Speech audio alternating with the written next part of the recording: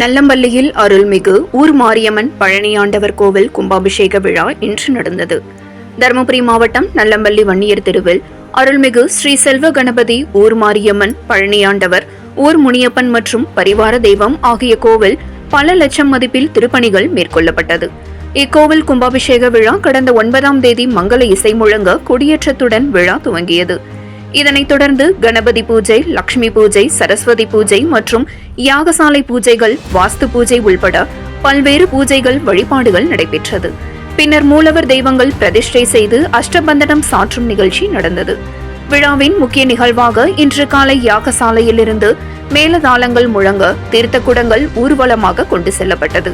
பின்னர் காலை 6 மணிக்கு மேல் 7:30 மணிக்குள் அருள்மிகு ஸ்ரீ செல்வ கணபதி ஊர் மாரியம்மன் பழனி ஆண்டவர் ஊர் முனியப்பன் மற்றும் பரிவார தெய்வம் ஆகிய கோவில் விமான கோபுர கலசங்கள் மற்றும் மூலவர் தெய்வங்களுக்கு புனித நீரை ஊற்றி கும்பாபிஷேக விழாவை புரோகிதர்கள் வெகு விமர்சையாக நடத்தி வைத்தனர்.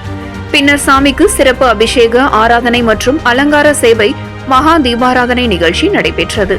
விழாவில் நல்லம்பள்ளி வன்னியர் தெரு, சேசம்பட்டி, நார்த்தம்பட்டி, அதியமான் கோட்டை மற்றும் மாவட்டத்தின் பல்வேறு கிராமங்களைச் சேர்ந்த திரளான பக்தர்கள் கலந்து கொண்டு சாமி தரிசனம் செய்தனர்.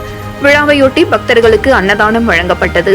ஏற்பாடுகளை விழா குழுவினர் மற்றும் பக்தர்கள் செய்திருந்தனர்.